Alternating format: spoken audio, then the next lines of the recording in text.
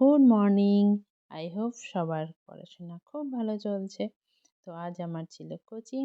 আমি সকালে উঠে রেডি হয়ে কোচিংয়ে যাচ্ছি এখন। আর বাইরে ভিউ দেখতে দেখতে যাচ্ছি, আজ গেটে দাঁড়িয়েছি। তো আজকে অনেক দিন পর এত ভালো রোদ বেরিয়েছে। তো যাই হোক, কোচিং থেকে এসে পড়তে বসে গেছি। আজকে পড়ার টার্গেটটা কমপ্লিট করতে হবে। তবে আজ আমি তোমাদের সাথে আমার কোনো টার্গেট শেয়ার করব না। আজকে আমি তোমাদের সাথে শেয়ার করব জিকের যে সিলেবাস ফুড এসআইয়ের জন্য আছে সেটা শেয়ার করব। আগের দিন আমি ম্যাথের সিলেবাসটা তোমাদের সাথে শেয়ার করেছিলাম। তো সেখানে একজন আমাকে রিকোয়েস্ট করেছিল জিকের সিলেবাসটা শেয়ার করার জন্য। তো জিকের অনেকটা বড় একটা সিলেবাস, আমরা সবাই জানি। জিকে সিলেবাসটা সেইভাবে খাতায় লিখে বা কোনো কিছু করে জিকের কোনো শেষ নেই। যত পড়বে ততই ভালো জিকের জন্য। জিকে বা জেনারেল অ্যাওয়ারনেস, আর তার সাথে আছে কারেন্ট অ্যাফেয়ার। তো এইগুলো যত বেশি পড়া যাবে তত ভালো মনে থাকবে, এবং যত প্র্যাকটিস করা যাবে তত ভালো হবে। পরীক্ষার হলে গিয়ে তত ইজি হবে। তো যাই হোক, তার মধ্যেও যেটুকু আমি পেরেছি, যেটুকু আমি অ্যাকচুয়ালি পড়ছি, আমার সিলেবাস যেটা আছে, যে সিলেবাসটা আমি ফলো করছি, তো সেটা আমি তোমাদের সাথে শেয়ার করছি। আর হ্যাঁ, তোমরা জানতে চেয়েছো আমি ম্যাথের জন্য কোন বই প্র্যাকটিস করছি। আমি সুবীর দাস প্র্যাকটিস করছি। আর জিকের জন্য আমার কাছে কোনো বই নেই। কী কী বই আছে আমি আমার আগের ভিডিওতে বলে দিয়েছি। আমার কাছে অ্যাকচুয়ালি কী কী বই আছে, আর সুবীর দাসটা আমি পরে কিনেছি, ওই ভিডিওটা করার পরে কিনেছি। তো চলো দেখো আমার জিকে সিলেবাস। তো জিকে জিকে বা জেনারেল অ্যাওয়ারনেসের মধ্যে 6টা ভাগ আছে, যেগুলো প্রিভিয়াস ইয়ারের কোশ্চেন দেখে আমরা বুঝতে পারি। তো আমি 19 সালে কটা কটা করে প্রশ্ন এসেছিল প্রত্যেকটা ভাগ থেকে, সেটাও লিখে রেখেছি এখানে। তো প্রথমে আছে ইতিহাস ও জাতীয় মুক্তি সংগ্রাম, যেখান থেকে 6টা কোশ্চেন এসেছিল। ভারত ও পশ্চিমবঙ্গের ভূগোল, এখান থেকেও 6টা এসেছিল। ভারতীয় সংবিধান ও অর্থনীতি, এখান থেকে 11টা কোশ্চেন এসেছিল। কারেন্ট অ্যাফেয়ার থেকে 1টা, সাধারণ বিজ্ঞান ও কম্পিউটার থেকে 9টা, আর স্ট্যাটিক জিকে থেকে 17টা। এই হচ্ছে 6টা ভাগ জিকের মধ্যে। আমরা জানি জিকে একটা ভাস্ট সিলেবাস। তো এর মধ্যে আরও আলাদা আলাদা চ্যাপ্টার রয়েছে, তো সেগুলো এখন আমি দেখাবো। তো প্রথমে আছে ইতিহাস প্লাস জাতীয় মুক্তি সংগ্রাম। তো ইতিহাসের মধ্যে প্রাচীন ইতিহাস, মধ্যযুগীয় ইতিহাস এবং আধুনিক ইতিহাস, 3টে ভাগ রয়েছে। প্রাচীন ইতিহাসের মধ্যে প্রাগৈতিহাসিক এবং সিন্ধু উপত্যকা, বৈদিক যুগ, জৈন ও বৌদ্ধ ধর্ম, মহাজনপদ, মৌর্য, আর্য। যেই জায়গাগুলোতে আমি এভাবে স্টার দিয়ে রেখেছি সেটা একটু বেশি গুরুত্বপূর্ণ, মানে ওইটা একটু ভালোভাবে পড়তে হবে। এরপর মধ্যযুগীয় ইতিহাস, এতে আছে বিদেশি আক্রমণ, দিল্লি সালতানাত, দাস রাজবংশ, খিলজি রাজবংশ, তুগলক রাজবংশ, সাইয়াদ রাজবংশ, লোদি রাজবংশ, মুঘল রাজবংশ, শিখ গুরু, মারাঠারা, আর বিজয়নগরের সাম্রাজ্য, যুদ্ধ ও চুক্তি। এই চ্যাপ্টারগুলো এই মধ্যযুগীয় ইতিহাস থেকে পড়তে হবে। এরপর যাচ্ছি আমি আধুনিক ইতিহাস বা মডার্ন হিস্ট্রি। মডার্ন হিস্ট্রির মধ্যে আছে 1857 সালের বিদ্রোহ, ব্রিটিশ আইন এবং নীতি, গান্ধী যুগ, স্বাধীনতার জন্য সংগ্রাম, ভারতীয় জাতীয় কংগ্রেস, এটাও মোস্ট ইম্পর্টেন্ট, সংগঠন ও তার প্রতিষ্ঠাতা, গভর্নর ও ভাইসরয়, বঙ্গভঙ্গ ও স্বদেশী আন্দোলন, ব্রিটিশ শাসনের সম্প্রসারণ, সামাজিক ধর্মীয় সংস্কার, মুসলিম লীগ। তো এই গেল ইতিহাসের পার্ট। এরপর আছে ভারতের ভূগোল, ভারত ও বিশ্বের ভূগোল। এর মধ্যে রয়েছে সৌরজগৎ এবং এর গ্রহ, যেটা মোস্ট ইম্পর্টেন্ট, মহাদেশ, মহাসাগর, ভারতীয় নিষ্কাশন ব্যবস্থা, ভারতের খনিজ ও শক্তি সম্পদ, মৃত্তিকা, ভারতের ফিজিওগ্রাফি বিভাগ, জনসংখ্যা, শিলা মোস্ট ইম্পর্টেন্ট, পর্বত, বিশ্বের ভূগোল এবং মানচিত্র, দ্রাঘিমাংশ, অক্ষাংশ, ভারতের প্রতিবেশী দেশ, বিশ্ব নিষ্কাশন ব্যবস্থা, কৃষি, শিল্প, পরিবহন, বায়ুমণ্ডল, উপজাতি, আগ্নেয়গিরি। তো এই গেল হচ্ছে ভারতের ভূগোল। এরপরে আমরা 3 নম্বর পয়েন্ট, ভারতীয় সংবিধান ও অর্থনীতি।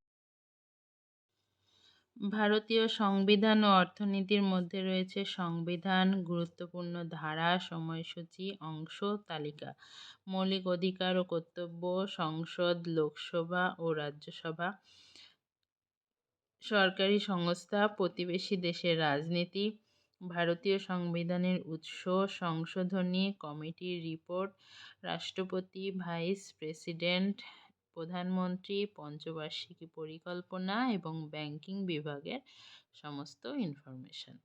এরপর কারেন্ট অ্যাফেয়ার, 4 নম্বর পয়েন্ট আমাদের আছে কারেন্ট অ্যাফেয়ার। তো কারেন্ট অ্যাফেয়ারের মধ্যে মিনিমাম লাস্ট 1 ইয়ারের কারেন্ট অ্যাফেয়ার পড়ার চেষ্টা করবে মিনিমাম, আর ম্যাক্সিমাম যতটা পারা যায় ততটা কমপ্লিট করতে হবে। এরপর আছে সাধারণ বিজ্ঞান। সাধারণ বিজ্ঞানেও 3টে ভাগ, জীববিজ্ঞান, পদার্থবিজ্ঞান আর রসায়ন বিজ্ঞান।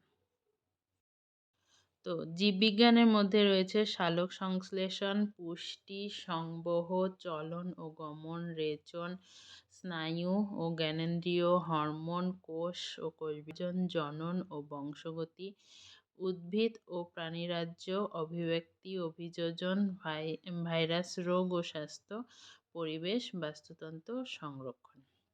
এগুলো গেল জীববিজ্ঞান। এরপর আছে পদার্থবিজ্ঞান, পরিমাপ পদ্ধতি, পদার্থ, ভর, ওজন ও শক্তি, পদার্থের অবস্থার পরিবর্তন, ধাতু, অধাতু, স্থিতি ও গতি, কার্যক্ষমতা ও শক্তি, তাপ, আলোক বিজ্ঞান, শব্দ, পরিবাহী তড়িৎ, তড়িৎ চুম্বক, তড়িৎক্ষরণ, ক্যাথোড রশ্মি ও এক্স রশ্মি। এরপর যাব রসায়নবিদ্যাতে। রসায়নবিদ্যার মধ্যে আছে পদার্থের ভৌত অবস্থা, চিহ্ন, সংকেত, যোজ্যতা ও রাসায়নিক সমীকরণ, অ্যাসিড, ক্ষার ও লবণ, গ্যাসের প্রস্তুত ও ধর্ম, মৌল পর্যায় সারণী ও যোজ্যতা, দ্রবণ ও দ্রাব্যতা, তড়িৎ বিশ্লেষণ, জারণ ও বিজারণ, ডাল্টনের পারমাণবিক তত্ত্ব, পদার্থের প্রকৃত ও ব্যবহার। তো প্রকৃতি ও ব্যবহার। তো এই গেল সাধারণ বিজ্ঞানের অধ্যায়। আর এরপর আছে স্ট্যাটিক জিকে। স্ট্যাটিক জিকের মধ্যে সমস্ত কিছু পড়ে, মানে বিশ্বের, ভারতবর্ষের যত কিছু আছে সব কিছু স্ট্যাটিক জিকের মধ্যেই পড়ে। তো এর মধ্যে কারেন্ট অ্যাফেয়ার্সও পড়ে। কারেন্ট অ্যাফেয়ার্সেরও কিছু কিছু জিনিস, যেমন বর্তমান বিষয়ে যেগুলো আছে, বর্তমান প্রধানমন্ত্রী, গভর্নর, বর্তমানে